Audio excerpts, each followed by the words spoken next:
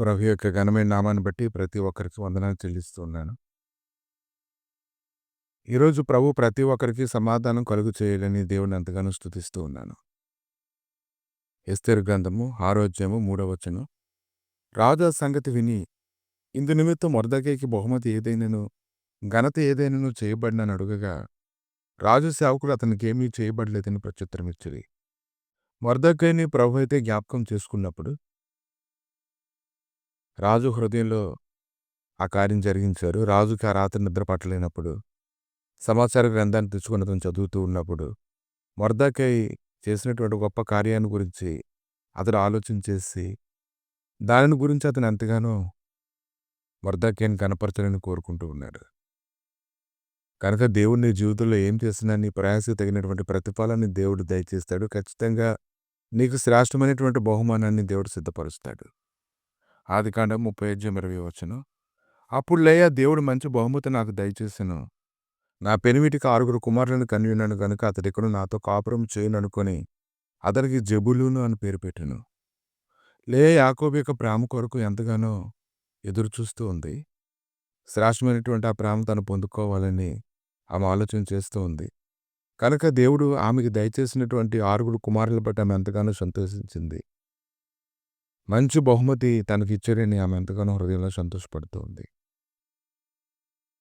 1 సమూయేలు 17:26 వచనంలో దావీదు జీవముగల దేవుని సైన్యమును తిరస్కరించుటకు ఈ సున్నతిలేని ఫిలిష్తీయుడు ఎంతటి వాడు వాణ్ణి చంపి ఇశ్రాయేలు నుండి నన్ను తొలగించిన వానికి బహుమతి ఏమని తన అద్దె నిలిచిన వారిని అడిగాను. కనుక బహుమానం పొందడం అనేది ఎంతోమందికి ఆసక్తిగా ఉంటుంది. అది పిల్లలైనా పెద్దలైనా ఎవరైనప్పటికీ ఎదుటి వ్యక్తులకి బహుమానం ఇవ్వడం ద్వారా వారు సంతోషపెట్టడం ద్వారా అవతల వ్యక్తులు కూడా వారు కోరుకున్నది పొందుకోవడం ద్వారా ఎంతో గొప్ప నెమ్మదిని సంతోషాన్ని అనుభవిస్తూ ఉంటారు. కానీ అపోస్తలుడైన పౌలైతే ఫిలిప్పీయులకు రాసినటువంటి పత్రిక 3వ అధ్యాయము 14వ వచనంలో క్రీస్తు యేసునందు దేవుని ఉన్నతమైన పిలుపునకు కలుగు బహుమానమును పొందవలెనని గురి వద్దకే పరిగెత్తుచున్నాను. ఈ బహుమానం ఎలాగుందంటే తాను పెట్టుకున్నటువంటి గురి ఎంతో శ్రమలతో కూడుకున్నది.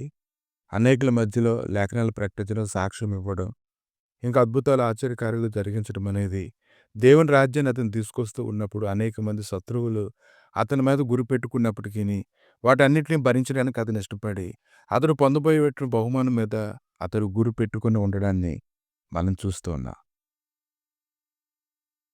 అపోస్తలుడైన పౌలుకి అయితే అంతమాత్రం కూడా లెక్కలేదు.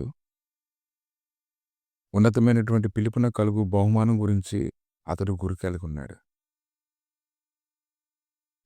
కనుక పందుపు రంగమందు పరిగెత్తు వారు అందరూ పరిగెత్తుదురు కానీ ఒకడే బహుమానం పొందినట్లుగా అటువల మీరు అందరూ బహుమానం పొందుతారు పరిగెత్తండి అపోస్తలుడైన పౌలైతే మాట్లాడుతూ ఉన్నాడు. కానీ భూమి మీద ఎంతోమంది జీవిస్తూ ఉంటారు, కొద్ది కాలానికి చనిపోతారు, వారి పేరు మర్చిపోతూ ఉంటారు, వారికి ఇంకే లాభం ఉంటుంది? కానీ దేవుని కొరకు పనిచేస్తున్నప్పుడు ఆ దినాన్ని మీరు ఎంతగానో సంతోషించి గంతులు వేస్తారు. పరలోకంలో మీ ఫలము అధికమైపోతూ ఉంటుంది. వారి పితరులు ప్రవక్తలకు అదే విధంగా జరిగింది. కాబట్టి ఈరోజు నువ్వు ధన్యురాలుగా నువ్వు ఉండాలంటే గాలి కొట్టినట్లు నువ్వు పోట్లాడడం కాదు కానీ ఇతరులకు ప్రకటించిన తర్వాత నువ్వు బ్రష్డ్ వైపుకుండా నువ్వు చూసుకోగలగాలి. శ్రేష్టమైనటువంటి బహుమానం నీ కళ్ళ ముందు ఉంచబడింది కాబట్టి ఏ విషయంలో మోసపోక శ్రేష్టమైన దాన్ని నువ్వు హత్తుకోవాలి. అందుకు అపోస్తలుడైన పౌలు అంటాడు 2 తిమోతికి రాసినటువంటి పత్రిక 4:8 వచనం. ఇక మీద నా కొరకు నీతి కిరీటం ఉంచబడింది. ఆ దినమందు నీతిగల న్యాయాధిపతి అయిన ప్రభువు అది నాకు మాత్రమే కాకుండా తన ప్రత్యక్షతను అపేక్షించి వారందరికీ అనుగ్రహించును. సంతోషించండి, ఆనందించండి, పరలోకమందు మీ ఫలం అధికమైపోతూ ఉంటుంది. కనుక భూసంబంధమైనటువంటి బహుమానాలు ఎన్నో వస్తుంటాయి, వాటిని అన్నిటి మర్చిపోతూ ఉంటారు. కానీ శ్రేష్టమైనటువంటి బహుమానం దేవునితో దాచబడి ఉంది కాబట్టి ఉదయకాలాన్ని ఆ శ్రేష్టమైన బహుమానం ఏదో ఉందో తెలుసుకొని దాని కొరకు నువ్వు పరిగెడితే ఎంతో మేలు. అది దేవునికి ఎంతో ఇష్టం కూడా.